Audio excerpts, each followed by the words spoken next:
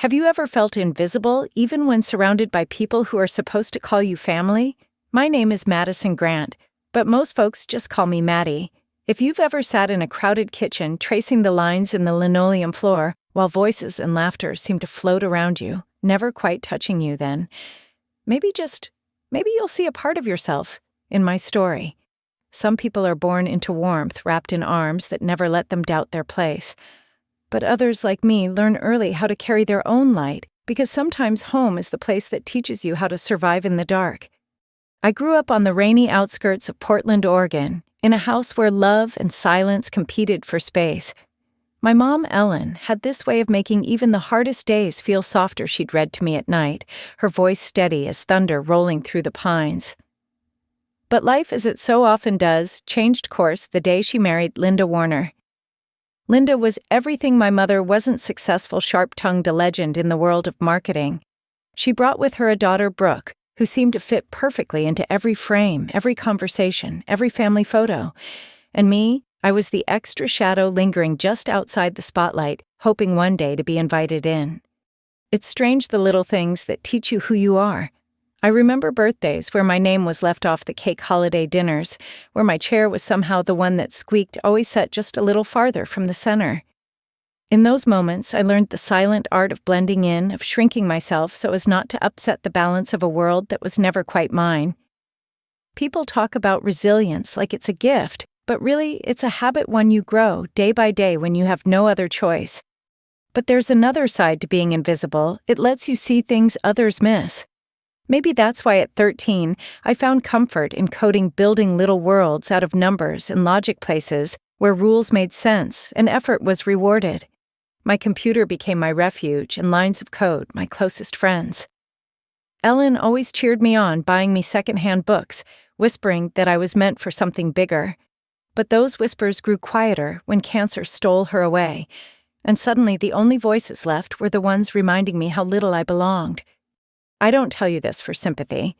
I share it because the truth is, everyone I know has a moment, a season where they felt unseen, underestimated, pushed to the margins by people who never bothered to look deeper.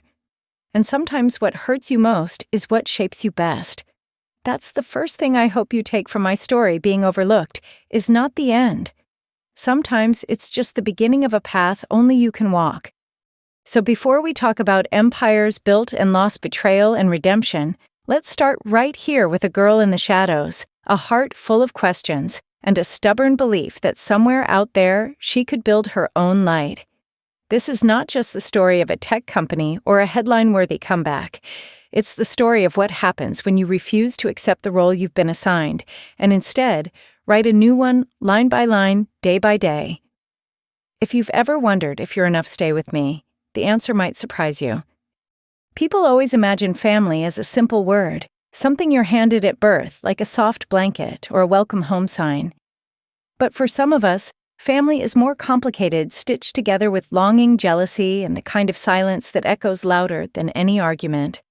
I grew up as an only child, just me and my mother Ellen, in a modest house tucked beneath the drizzly evergreens of suburban Portland. My earliest memories are of quiet evenings by the window, my mom scribbling lesson plans at the table, me sprawled on the rug with a battered laptop she bought secondhand. Our world was small, but it felt safe. Two souls side by side, building a kind of invisible fort against the world outside. Even when we didn't have much, she always made it feel like we had enough. Everything shifted the year my mom met Linda Warner. Linda was electric, the kind of woman who seemed to glide instead of walk, with sharp green eyes and a sharper voice. She ran her own marketing firm and spoke about business the way some people talk about art. To a girl who'd never worn designer shoes, Linda was a little intimidating, and maybe a little exciting too. She swept us into her life with the energy of a summer storm, marrying my mother within a year and moving us across town to her immaculate house with white carpets and glass vases. It should have felt like an upgrade, but from the start, I could sense I was an afterthought. The family photos never quite included me. The fridge was covered in Brooke's certificates spelling B's soccer trophies, most enthusiastic camper, but not a single one of my spelling test A's or robotics medals made it onto the door. Brooke, my new stepsister, was everything Linda celebrated. blonde, athletic, charming in the way that comes easily to people who've never had to question their worth. She was only a year older than me, but she seemed to belong in every room she entered. At first, I tried to keep up. I joined her at tennis lessons, volunteered at her church bake sales, even let Linda take me for my first and last spray tan before the middle school dance. None of it really fit. I was the bookish kid who preferred chess to cheerleading, who found comfort in lines of code instead of crowded parties. Looking back, I realize I was chasing something you can't earn with good behavior, a seat at a table that was never set for you. Real-life blended families are messier than TV shows let on. There were moments of kindness. Sure, Brooke once let me borrow her glittery sweater for a class presentation. Linda invited my grandparents over for Christmas dinner. But they always felt transactional, like a favor being tallied rather than a genuine embrace. When Ellen got sick, the lines grew sharper. Cancer is a thief, and it took more than just my mother's laughter. It stole the gentle buffer between me and the world Linda controlled. Suddenly, our home felt like someone else's museum, and I was a visitor expected to be on my best behavior. I remember one night after Ellen's chemo session, I tried to cook her favorite tomato soup. Brooke came in, wrinkled her nose, and tossed the whole pot out, saying it smelled up the kitchen. Linda never said a word. It's easy to internalize small slights. I began to shrink myself, speaking less, keeping my wins to myself. Even when I placed first in the regional coding championship, beating out high school seniors at age 14, I said nothing. There was no point. The certificate ended up in a drawer. I spent more and more time alone, tinkering with websites, building tiny apps that nobody would ever see. It wasn't that I wanted to be invisible. It's just that in a house that never cheered for me, I figured it was safer to build a world that couldn't hurt me. If you've ever felt the need to hide your light to make others more comfortable, you know the kind of ache that settles in your bones. But shadows teach you to see what's hidden. My coding became more than a hobby. It was how I learned to solve problems when nobody else would listen. When Linda's business was struggling with scheduling, I wrote a basic algorithm to optimize her client meetings. She never knew. When Brooke lost a school project to a crashed hard drive, I retrieved the files, fixed the computer, and set up automatic cloud backups. She thought the problem had fixed itself. These small victories didn't earn me hugs or thanks, but they taught me that I could make a difference even if nobody gave me credit. Sometimes the universe prepares you in silence for a test you don't know is coming. The truth is, we all crave validation. I wanted Linda to see me, to pull me into the family the way my mom always had. But life rarely hands you what you want wrapped in a neat bow. More often you get challenge after challenge until one day you realize you're stronger for it. That's the paradox of being left out. You learn to become your own champion. Looking back, I see how every ignored achievement, every holiday spent at the edge of the table, pushed me to fight harder, not for their approval, but for my own self-worth. A lot of people grow up in houses where their dreams echo back at them unanswered. Maybe that's you too. Maybe you've spent years waiting for someone to say, "You matter, you belong." If no one ever does, let me tell you this: the greatest ambition is often born from doubt. When you're overlooked, you have two choices: give up or get creative. I chose the latter, not because I was braver, but because I didn't know what else to do. If the world wouldn't make space for me, I would build a new world with my own two hands. That was the start of everything. The quiet drive that kept me up late, long after everyone else went to bed, hunched over a glowing screen, learning new languages, pushing through bugs and errors. Coding was my rebellion, my declaration that I was here, that I mattered, even if no one noticed. And while I didn't know it yet, every line I wrote, every little solution I crafted in the shadows, was laying the foundation for a future no one in that house could have predicted, not even me. Sometimes I wonder if things would have turned out differently if my childhood had been softer. Maybe I would have taken up soccer or gone to more dances. Maybe I would have learned how to laugh louder, take up more space. But then I wouldn't have become the person who could weather the storms to come. The truth is, being the girl in the shadows wasn't a punishment, it was a training ground. A place where silent ambition grew wild, untamed, and ready for anything. So here's my first lesson for you: never underestimate what's being built in the dark. The quiet kids, the outsiders, the ones who linger at the edge of the room, they are paying attention. They are learning how to survive, how to adapt, and how to thrive. One day, when the spotlight finally swings their way, they'll be ready not because anyone handed them a place, but because they carved one out for themselves. And that's a kind of strength no one can take away. With that, let's move forward to the moments when I stopped asking for permission and started building a legacy that could never be ignored. Because as I would learn soon enough, the world only remembers the names of those who refuse to stay in the shadows. When you grow up on the outskirts both of a city and of a family, you learn to notice things other people miss. I noticed how Linda's laughter rang loudest at Brooke's jokes, how my seat at the dinner table was always the first to be cleared away. I noticed the small ways approval moved through a room, a gentle squeeze on Brooke's shoulder, a well done echoing down the hallway when she brought home a C on her math test. Sometimes I'd imagine what it would feel like to be in the center of that warmth just once. But there's something about being overlooked, it sharpens your senses, even as it softens your voice. It was in those quiet corners that my curiosity took root. My mother Ellen always believed in the magic of questions. "Don't just wonder, Maddie," she'd say, "find out." And so I did. One spring when I was 13, I noticed Linda complaining about losing track of her clients' appointments, her notepad brimming with scribbles, color codes, post-its falling everywhere. She'd sigh, Brooke would roll her eyes, and the house would hum with frustration. So I stayed up late for a week teaching myself the basics of coding in Python, piecing together a simple calendar app. I never told Linda I'd built it. I just installed it on her laptop, labeled it Client Keeper, and watched from the stairs as she discovered it one rainy morning. She never knew where it came from, only that her life got easier. That was enough for me then. When you find something you love, something that feels like breathing, you start to see it everywhere. I made a budgeting tool for my mom so she could keep our bills straight during her hardest months. I wrote a script that auto-filled Brooke's college applications when she complained about the busy work. None of it was flashy or Instagram-worthy, but every project felt like a secret victory. I didn't do these things for thanks, but every now and then I caught a look of relief cross someone's face, and I would tuck that tiny moment away for later. If you've ever helped from behind the curtain, you know the bittersweet pride of making life easier for others, even if they never say your name. There's a strange comfort in being the fixer. It gives you purpose, even if it doesn't always give you praise. But sometimes the line blurs. Are you helping out of love, or just hoping someone will finally see you? That question haunted me through high school. Brooke became the queen of every hallway-winning prom court, and homecoming her failures swept aside by Linda's relentless belief.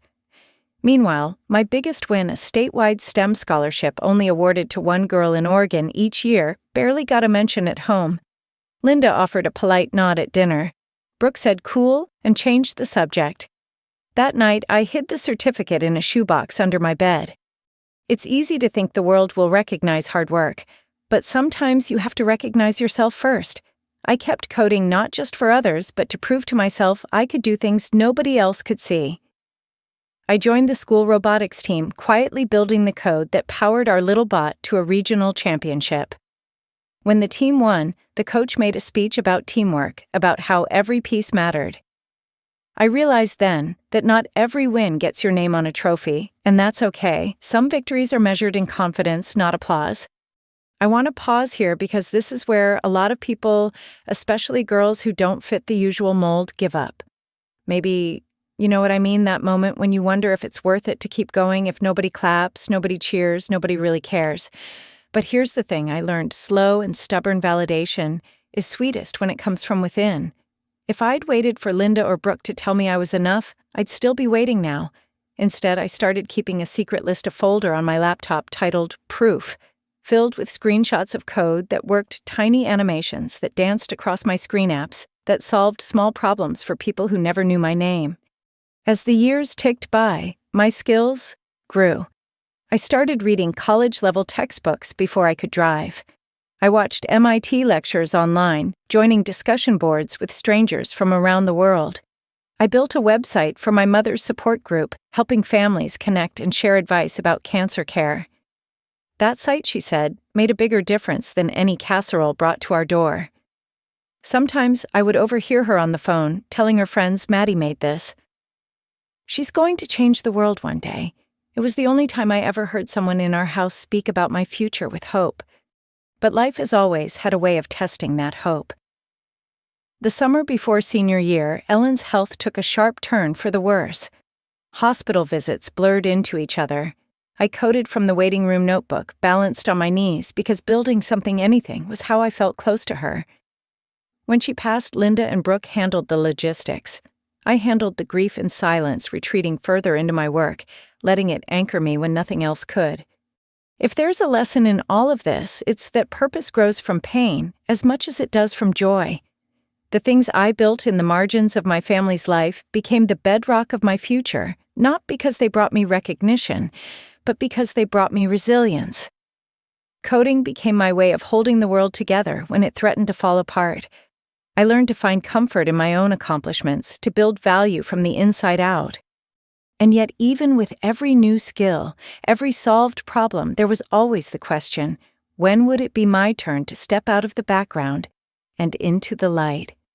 The answer wouldn't come from Linda or Brooke, or even from another certificate or scholarship. It would come in time from a choice to believe that what I had to offer mattered whether anyone noticed or not. As high school ended and the world beyond our small, complicated family beckoned, I felt something new stirring inside ambition. Yes, but also a quiet certainty. I had survived the years of being overlooked, and now I was ready to prove to myself, and maybe someday to the world, that I could build something remarkable from the skills I had honed in the shadows. The next chapter was waiting, and I had a feeling it would test every lesson I'd learned so far.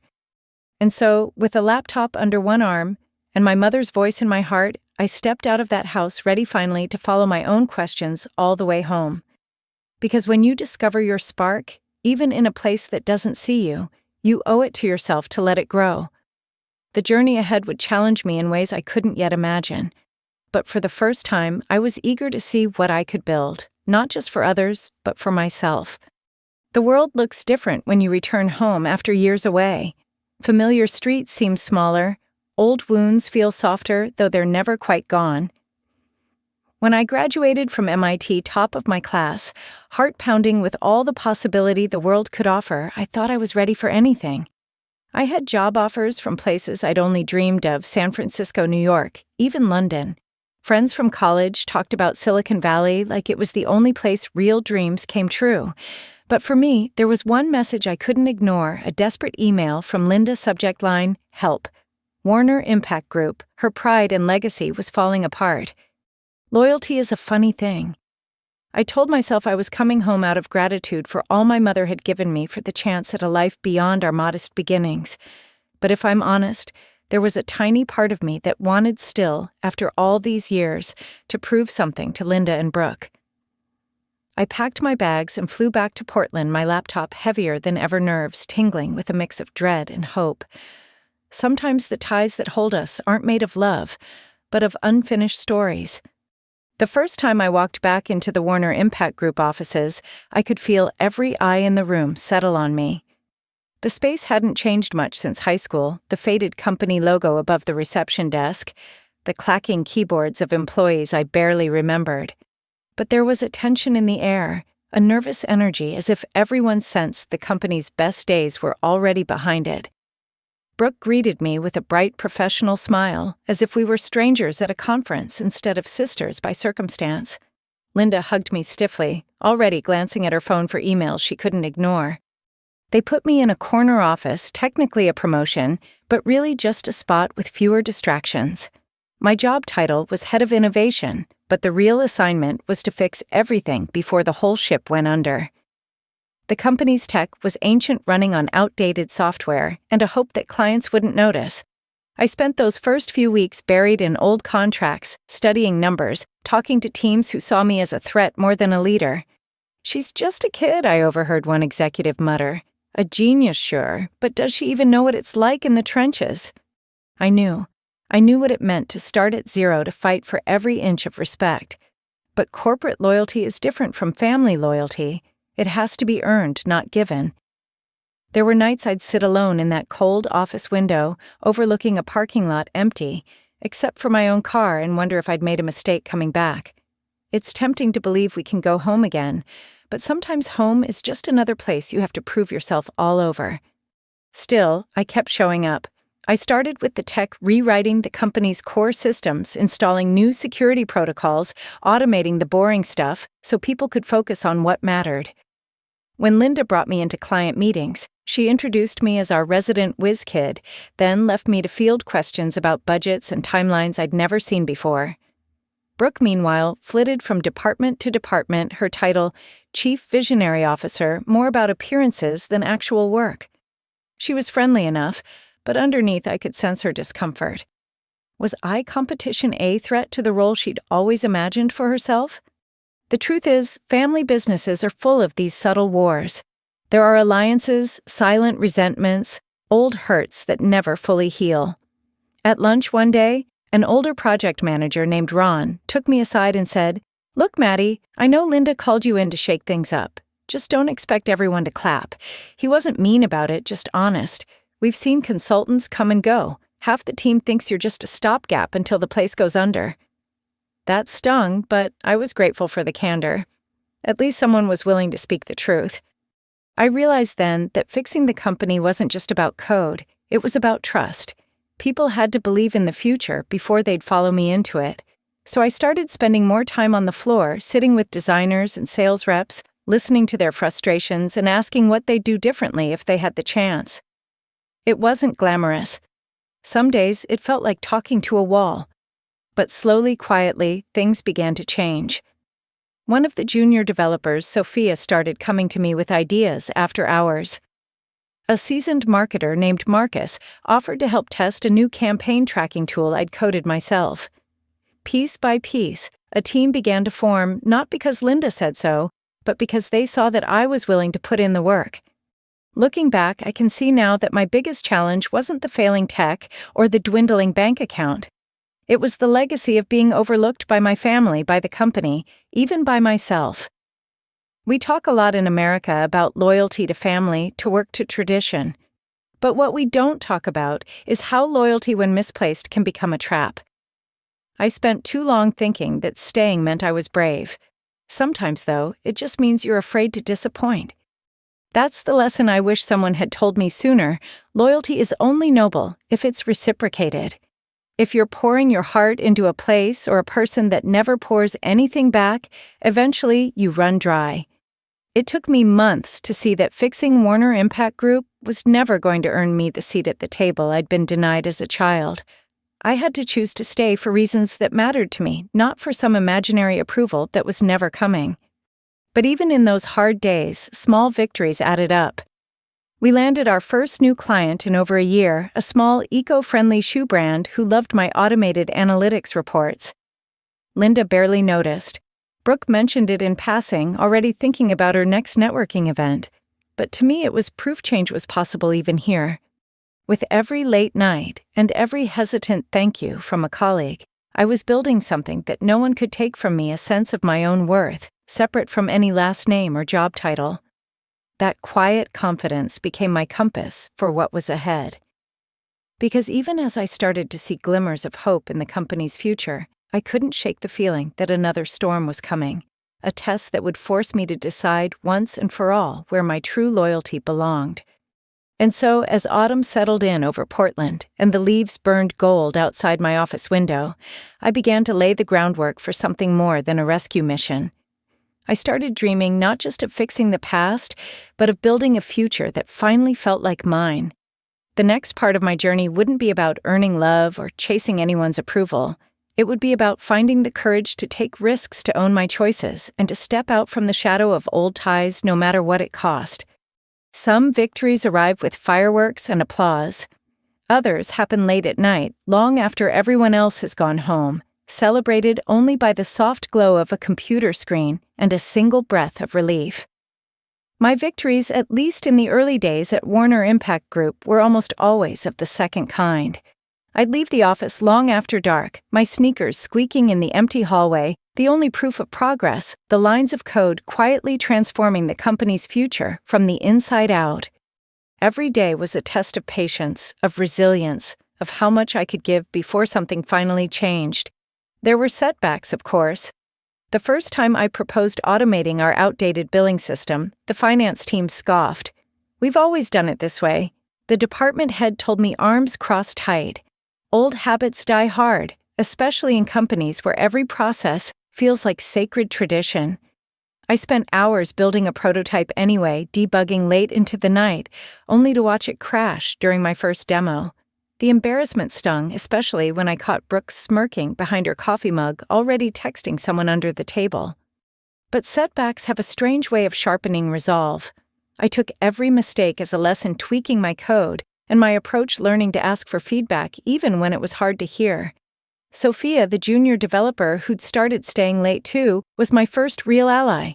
She'd bring snacks and stories from her big noisy family, and together we'd troubleshoot bugs or brainstorm ways to make our dashboards easier for non-tech teams. Marcus, the marketer, who'd worked there longer than anyone, surprised me one afternoon by volunteering to beta test a new reporting tool. "Just don't make me look dumb in front of the sales guys," he grinned. Small moments like that meant everything. Bit by bit, trust grew. We weren't changing the whole company overnight, but the ripples started to spread. After a month, I rolled out an automated system for tracking client campaign performance, a dashboard that updated in real time, saving hours of manual reporting. Marcus presented the new results in a client pitch, and for the first time in months, the client actually renewed their contract. Linda brushed it off as a nice surprise, but I could tell the team felt the difference. Sophia high-fived me in the break room. Ron, the gruff project manager, muttered, "Not bad, kid," as he refilled his coffee. Invisibility, I learned, can be both a curse and a superpower. When no one's watching, you're free to experiment, to fail quietly, and try again without the weight of a spotlight. But invisibility is lonely too. There were days I craved recognition, not for my ego, but just to know I belonged. Each little win, another bug, fixed another skeptical colleague won over, became proof that my efforts mattered, even if no one announced it at the Monday morning meeting. For every breakthrough, there were double the disappointments. Some people refused to adapt, clinging to the old Warner way. There were emails that went unanswered, meetings where my suggestions were ignored. I tried not to take it personally, but some nights I'd call James, my boyfriend, just to hear someone say I was doing the right thing. He reminded me that change is slow, that sometimes the hardest part is simply not giving up. "You're building more than software," he told me once. "You're building trust." That became my silent mantra: build trust. Not with grand gestures, but with steady, consistent effort.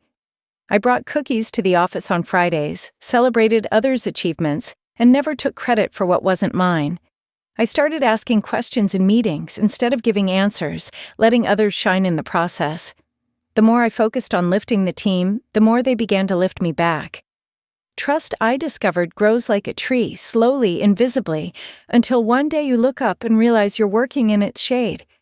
One evening, as the city lights blinked on outside, Sophia asked if I ever missed Boston, the buzz of the tech world, the endless opportunities. I told her the truth, sometimes, yes. But I also told her that the most meaningful victories aren't always the most visible. Anyone can walk into a thriving company and ride the wave, I said. But it takes grit to help something grow from almost nothing. She nodded, and in that moment, I felt less alone. Gradually, the culture began to shift. More team members started bringing me their problems, instead of hiding them. Departments that had never spoken before began sharing data, discovering new ways to help each other. Our first quarterly review after the changes showed a modest uptick in client retention and a reduction in errors. It wasn't the kind of turnaround that made headlines, but it was real, and it was ours. Brooke shrugged off the results, but even Linda started mentioning the new energy in her emails to the board. There's a lesson here, tucked between the lines of every late-night project and every quiet collaboration. Not all victories need to be loud to be important. Sometimes the best proof of your value comes from the things you build when no one's keeping score. If you're struggling in the shadows at work, at home, anywhere, know that every bit of progress matters, even if the world is too busy to notice. Still, as proud as I was of what we'd accomplished, I sensed that these small wins were only the beginning. For every system we fixed, a bigger challenge waited just around the corner. The company was stabilizing, But the real test of loyalty, ambition, and the courage to claim my place was yet to come. Because in the world of business, as in life, some storms arrive with warning, others strike out of the blue. And so I kept going, fueled by those quiet victories and the belief that one day all the invisible work would finally be seen. I couldn't know then just how high the next wave would crest or how hard it would crash, but I was learning day by day that true transformation always starts in silence, one small win at a time. The next chapter of my journey would show me just how quickly everything can change, and how the strength I'd built in the dark would soon be tested in the brightest and harshest of lights. Milestones are supposed to bring people together. For a while, it felt like all my invisible effort was finally starting to mean something. The team at Warner Impact Group was growing more confident. Our client roster, once a source of shame, was quietly impressive again. A handful of old contracts were renewed. 2 promising new companies joined. Sophia and Marcus even joked that I was their lucky charm. There was laughter in the break room, cautious optimism in meetings, and most precious to me, a feeling that I had finally earned my place even if it wasn't loudly recognized. But just as spring promises warmth after a hard winter, sometimes change arrives in the form of a storm. For me, that storm struck on a day meant for Joy, my wedding. James and I had planned something simple. Close friends, a few colleagues, even Linda and Brooke. I didn't expect perfection. I just wanted peace, a day to be seen for who I was, surrounded by the people I'd worked so hard to love. The evening started with soft lights, laughter, and a kind of ease I'd rarely felt. James squeezed my hand as we walked into the room. The air smelled of roses and rain, so much like the best parts of Portland. For the first time in a long while, I let myself relax, thinking, maybe this is what moving on feels like. I didn't know then how quickly that sense of safety could vanish. Dinner was nearly over when Linda stood to give her toast. I braced myself. Her public speeches always hovered between praise and performance. She began with warm words for James and me, sharing anecdotes about our family and my remarkable journey. People smiled and nodded. I glanced at Brooke. She looked bored, scrolling her phone. Then, Linda's tone changed, her voice swelling with pride as she turned to the future of Warner Impact Group. "It's a night for new beginnings," she announced. "I'm thrilled to name our new CEO, the next visionary leader of our company, my daughter, Brooke Warner." There was a hush, as if the room had been unplugged. My fork hovered midair. For a heartbeat, I thought I'd misheard. Then applause broke out from a handful of people, mostly Brooke's friends, while the rest stared in uncomfortable silence. Brooke beamed, accepting hugs and air kisses. Linda beamed back, oblivious to my shock. Someone tapped a glass awkwardly, as if trying to restart the party. If that had been the end of it, maybe I could have swallowed the pain, chalked it up to bad timing, and moved on. But Linda wasn't finished.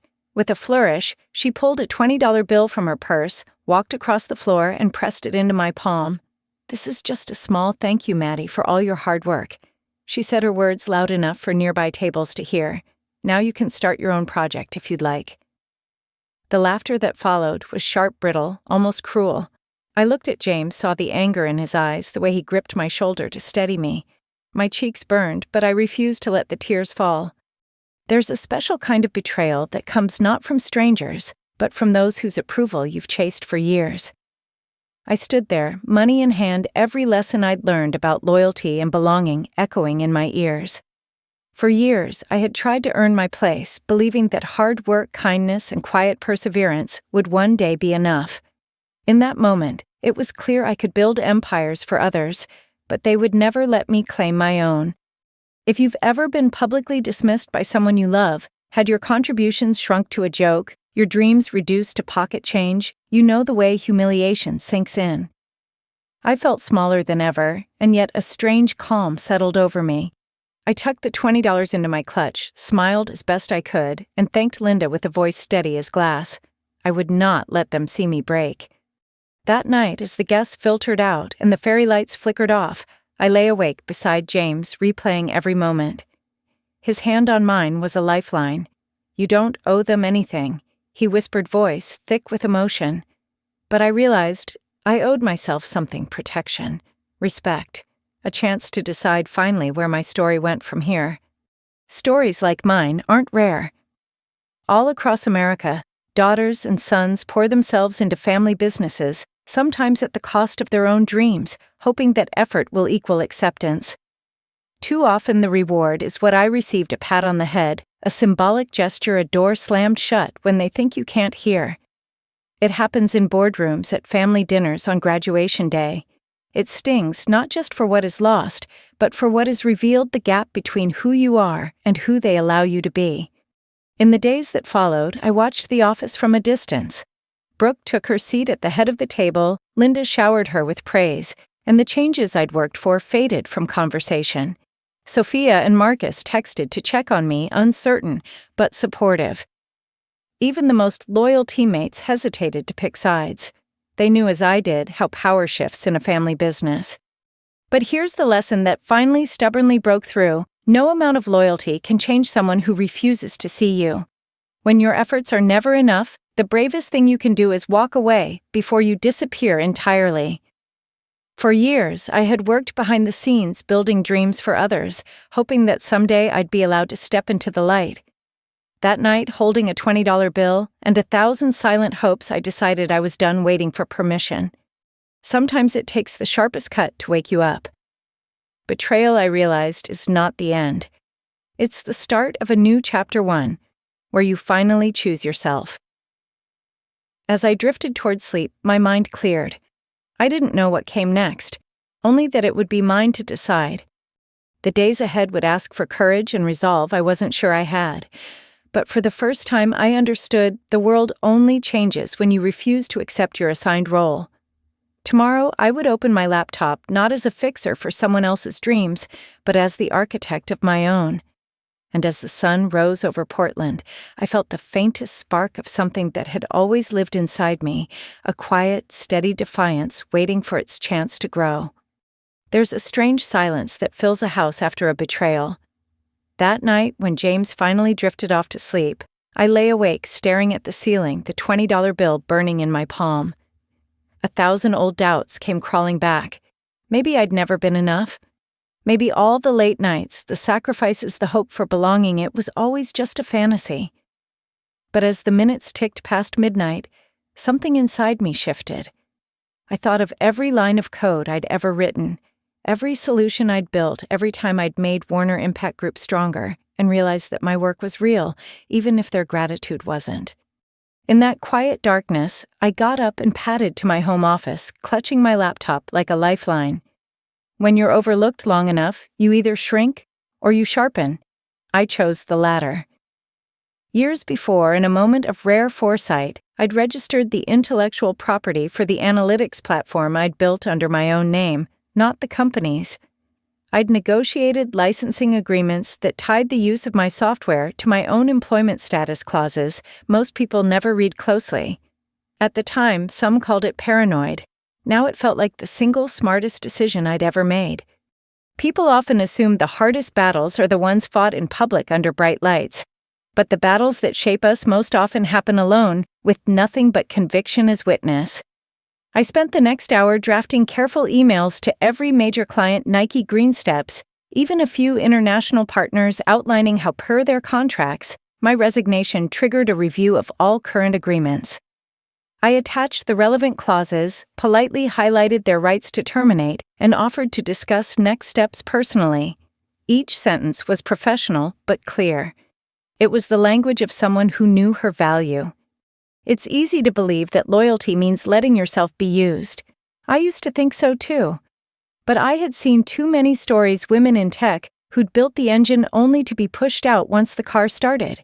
I remembered reading about Lisa Su, now CEO of AMD, who once fought tooth and nail for her own credit and control. The lesson is always the same: protect what you build. Not out of spite, but out of respect for the effort you've poured in. When the world won't value you, sometimes you have to value yourself enough to walk away while taking your brilliance with you. After hitting send, I opened the dashboard that controlled the AI platform's licensing keys. With a deep breath, I revoked Warner Impact Group's access, setting the change to take effect at dawn. My hands trembled, not from fear, but from the surge of finally having agency. For years, I'd protected myself quietly, preparing for the day when gratitude would run out and self-preservation would have to take its place. I paused, then thinking of Sophia and Marcus, my allies, my friends. Before shutting down, I sent them a private message. If you want to talk, I'll explain everything tomorrow. I couldn't let what happened tonight be the end of my story. It felt good after so much secrecy to let someone in. Trust is easier when you choose it, not when you beg for it. As I watched the city slowly brighten from my window, I thought of all the times people, especially women, are taught to keep their heads down to let others take the credit, to be grateful for crumbs. The world is full of stories about overlooked geniuses who faded quietly while someone else took the prize. I didn't want that to be my ending. I didn't want anyone who followed in my footsteps to think playing small was the only way to survive. If you're listening and you've ever poured your heart into something, only to see it dismissed or stolen, let me tell you, it's not wrong to protect your work. Contracts matter, boundaries matter.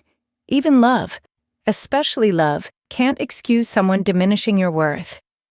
That's the real lesson I wish more people learned sooner. Self-protection isn't selfish. It's what allows you to keep building, keep dreaming, and keep giving to the people and places that deserve you. By the time James woke up, the emails were sent, the code was locked down, and I was sitting at the kitchen table with a mug of tea, feeling lighter than I had in months. I told him everything. He listened. Really, listened without judgment, just holding my hand. "You did what you had to do," he said simply. For the first time, I believed him. That morning, the news would start to spread. Clients would call, contracts would unravel, and the quiet order of Warner Impact Group would fracture at the seams. But I wasn't scared anymore. I was prepared, and more than that, I was free. For so long, I'd let fear of rejection and need for approval chain me to a place that could never give me the belonging I sought. By choosing myself, I was finally writing a different story. It's easy to romanticize revenge movies, love to turn it into fireworks and one-liners. The truth is quieter, more complex. My actions weren't about destroying anyone else.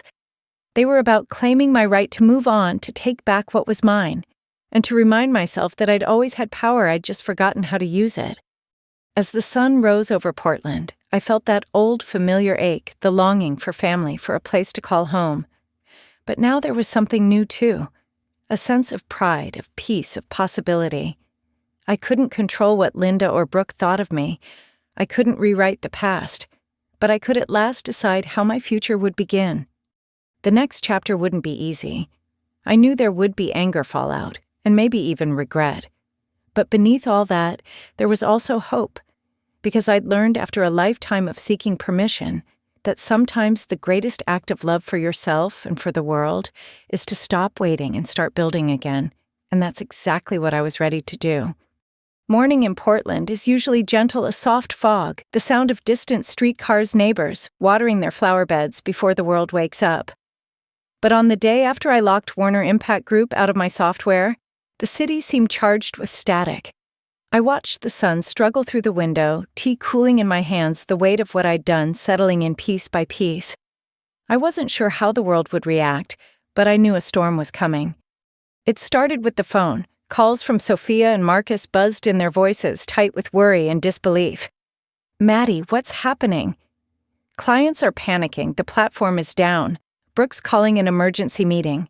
I told them the truth quietly and braced for their reactions. To my relief, they understood more than I'd hoped. "You did the right thing," Sophia whispered her loyalty, quiet, but fierce. Marcus, always the realist, just sighed and said, "Guess we'll see if the bosses can swim without their life jackets."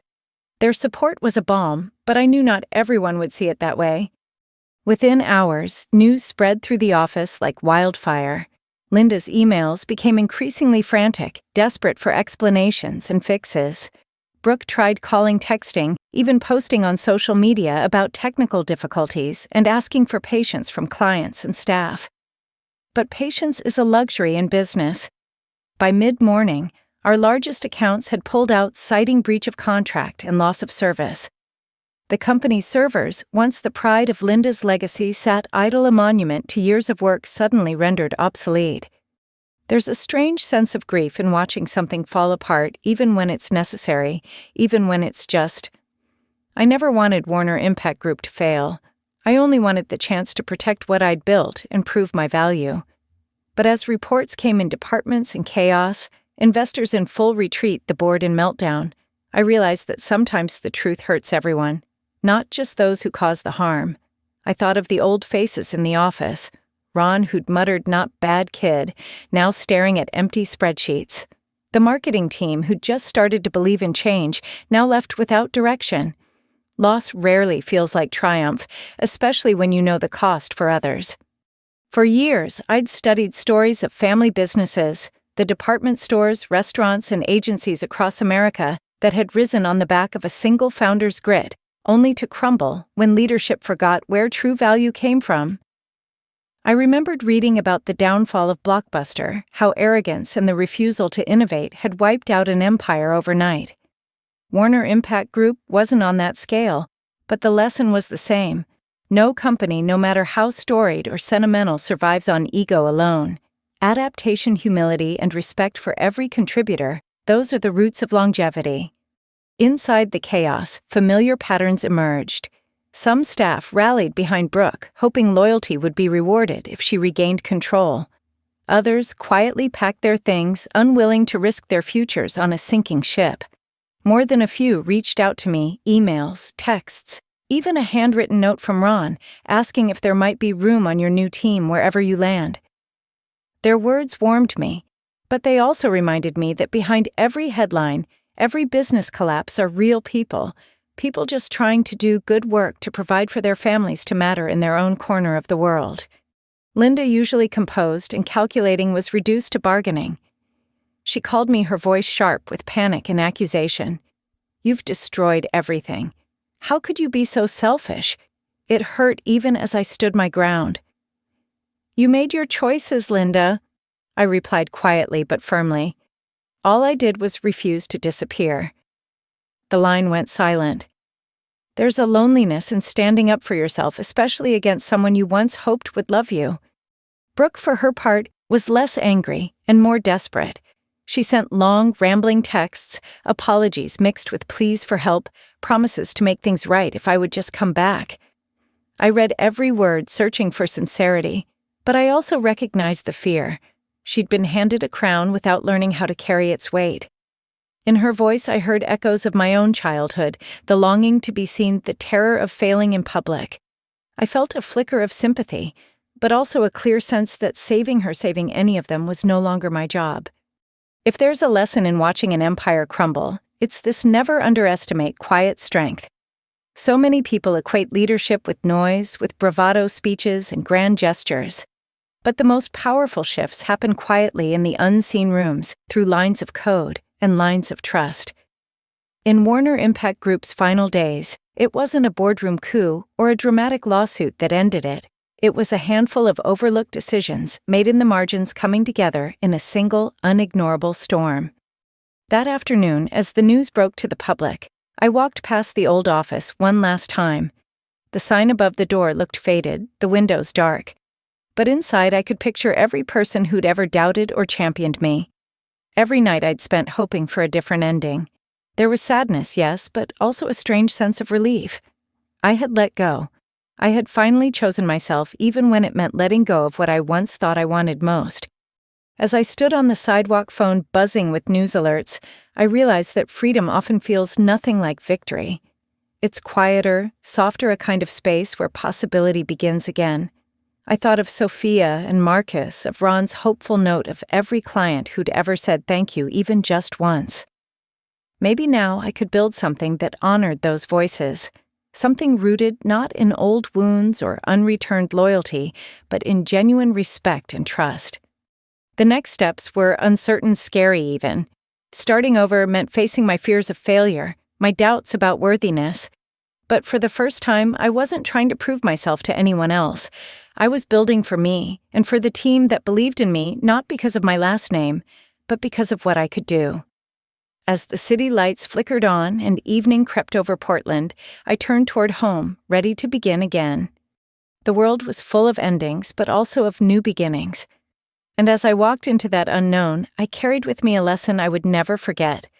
The strongest foundations are built not on noise or applause, but on the quiet courage to do what's right, even when no one's watching. The next chapter was waiting just around the corner, ready to be written by hands that finally felt like their own. Starting over is never as glamorous as the movies make it seem. There were no thunderous speeches, no viral news stories painting me as a maverick. Instead, there were cardboard boxes, coffee-stained blueprints, and an almost aching quiet. My first morning as free felt more like standing at the edge of a cliff than standing atop a mountain. I poured a cup of coffee in our small apartment kitchen, sunlight striping the counter, and stared at the blank page that was now my future. In that silence, it was tempting to second-guess everything. Was this courage, or just running away from pain? But then the doorbell rang, and Sophia and Marcus showed up, arms full of takeout and laptops, their eyes bright with something I hadn't seen in months: hope. We gathered around my kitchen table, not as survivors of a failed company, but as partners in a new beginning. Our plan was simple: build a tech startup the right way, with transparency, respect, and a willingness to listen to the people who would make it real. We named it Lumen Insights, a name that felt like a promise to shine light in places that had been overlooked for too long. Building a company from scratch was nothing like fixing someone else's broken machine. There were moments of doubt and more than a few late nights where exhaustion nearly won.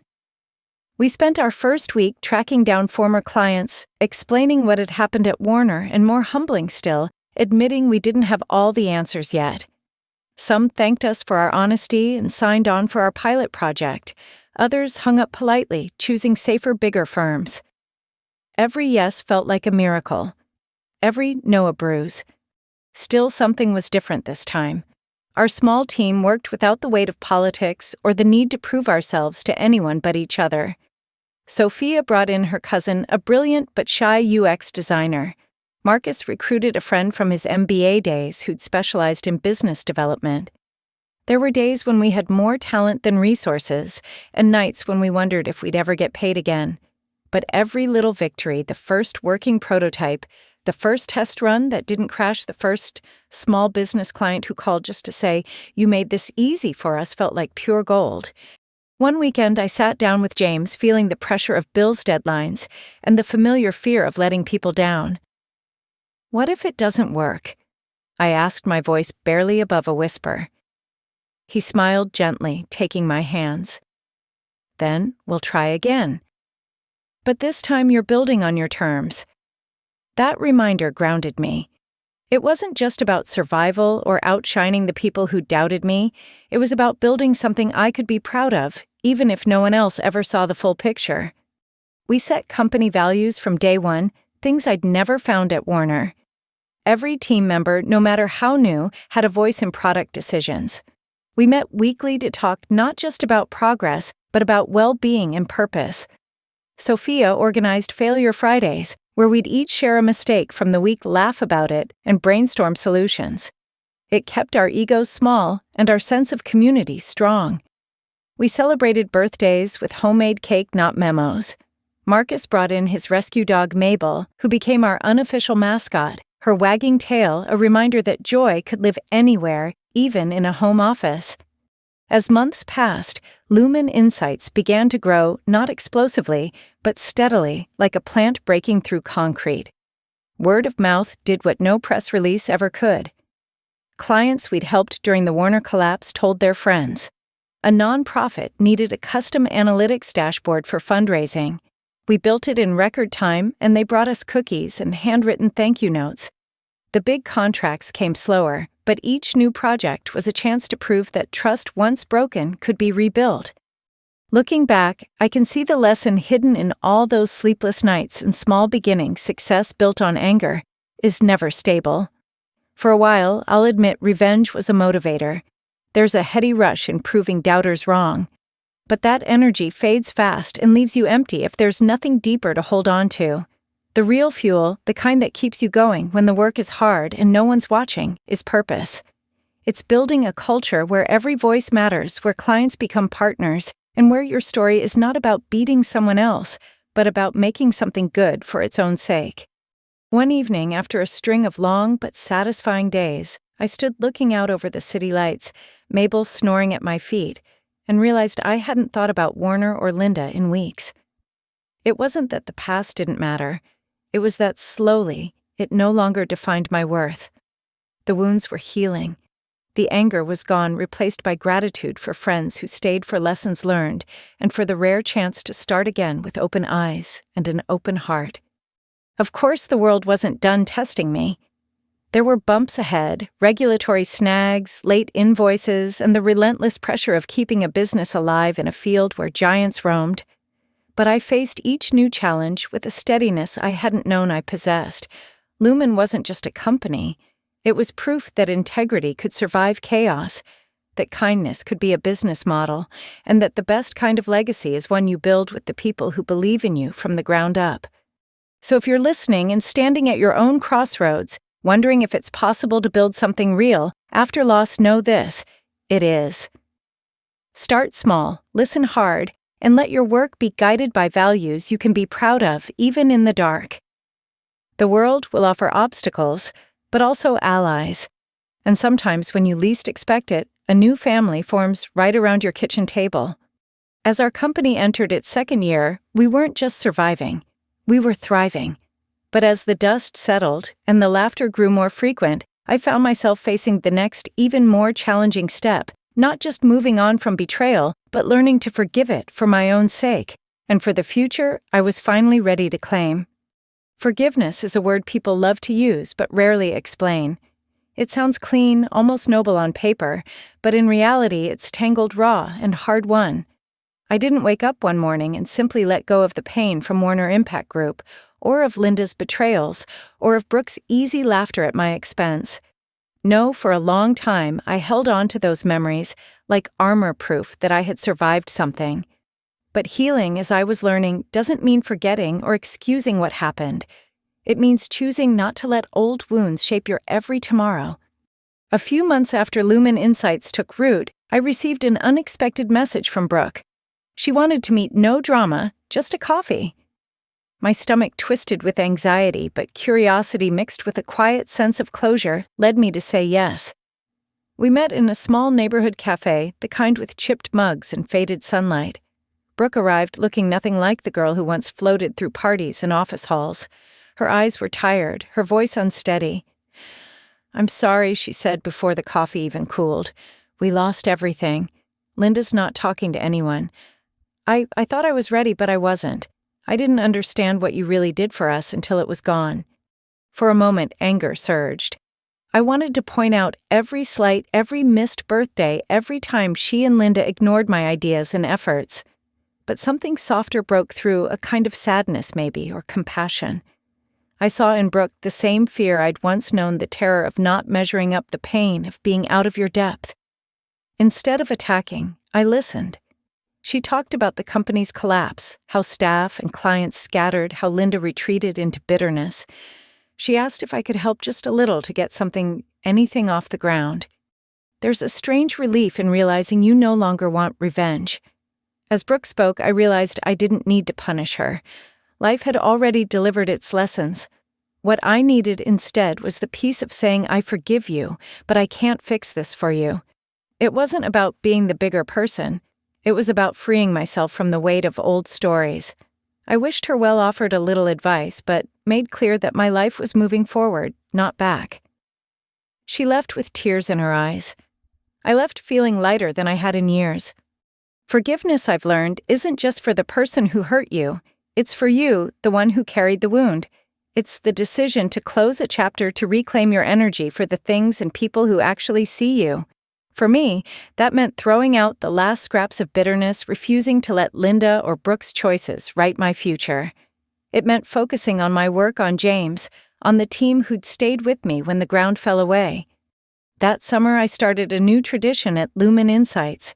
Every month, we hosted an open lunch where anyone could share a story not about failure or success, but about something they'd let go of. Sophia told us about releasing her fear of being the quiet one in meetings. Marcus shared how he'd stopped letting old job titles define him. I shared a little of my own, talking about the art of walking away from people who only ever saw your shadow. The conversations were honest, sometimes painful, but always healing. Over time, we found that sharing our scars made us less likely to bleed on each other in the future. Of course, forgiveness doesn't erase the past. Some nights, I'd still dream of boardrooms and slammed doors of voices that never called my name. But each time, the dream felt softer, more distant. I kept the $20 bill from my wedding day tucked in a drawer, not as a bitter souvenir, but as a quiet reminder of how far I'd come. The real prize wasn't victory or vindication, it was the ability to move through my own life without anger tightening my chest. If there's a lesson to be found in all this, it's that healing isn't a destination, it's a practice. Some days, you'll feel like you've left the past behind. Other days, it drifts back in uninvited. That's okay. The work is not to be perfect, but to keep showing up for your own peace. In my experience, the strongest kind of belonging doesn't come from being chosen by others. It comes from choosing yourself day after day in ways both big and small. As the first anniversary of Lumen Insights approached, we celebrated with a picnic in the park. The team and their families gathered around mismatched blankets and homemade sandwiches. I watched James play frisbee with Marcus Sophia, laughing with her cousin, and felt a deep, simple happiness. There were no trophies, no headlines, just people who knew my story and loved me anyway. It struck me then that true belonging isn't about fitting into someone else's vision. It's about building a life where your whole self can be welcome. In forgiving Brooke and Linda, I wasn't letting them off the hook. I was letting myself step off the battlefield. There is power in that, and peace and the freedom to start something new. And as I watched the sunset that evening, I realized I was finally ready not just to survive the past, but to embrace the future I'd worked so hard to create. The next chapter wouldn't be about wounds or wars. It would be about the legacy I was leaving, one rooted in kindness, resilience, and the quiet but fierce belief that healing once chosen can change not just one life, but many. That I decided was a story worth telling all the way to the end. Endings are rarely as neat as we imagine. They are less like a final chapter and more like a patchwork quilt, pieces of memory lessons and love stitched together in unexpected ways. As I look back on my story, from quiet nights coding in the shadows to the chaos of betrayal and the cautious hope of rebuilding, I realize it was never really about revenge or recognition. It was always about learning how to belong to myself, even when the world wanted to write my role for me. If you followed this journey from the beginning, you know by now that belonging isn't given. It's chosen, earned, and sometimes fought for in silence. I started as the overlooked stepdaughter, measuring my worth by others' approval, shrinking myself so someone else could shine. I learned to be resourceful, to let my curiosity build small victories that no one saw. When I returned home, driven by loyalty and hope, I discovered that family ties can be both anchor and chain, and that sometimes love means letting go of what hurts you most. There were struggles that threatened to undo me, boardroom indifference, family feuds, sleepless nights, and that unforgettable moment when my contributions were reduced to a $20 bill at my own wedding. But in every low point, I found quiet strength. I learned that the most powerful protection is honoring your own boundaries, valuing your work, and believing that what you build in the dark will one day find the light. When I finally took control of my story, legally, emotionally, and spiritually, it wasn't about tearing others down, but about reclaiming what was always mine. The collapse of Warner Impact Group was not my victory. It was a necessary ending that cleared the way for something truer. In its wake, I built Lumen Insights with people who cared more about purpose than prestige. We started small, faced doubt, and made mistakes. But we built trust, celebrated each other's growth, and remembered that joy can bloom even in unlikely soil. Our little family, by choice not blood, taught me that true leadership is less about being in charge and more about creating space for others to rise with you. Forgiveness, I found, is not a gift to those who hurt you, but a kindness you give yourself. When I met Brooke and chose to release the old stories, I felt the last chain break. Healing became a practice, shared lunches, honest conversations, and the courage to be seen as I am. I realized that scars don't make us weak, they make us human.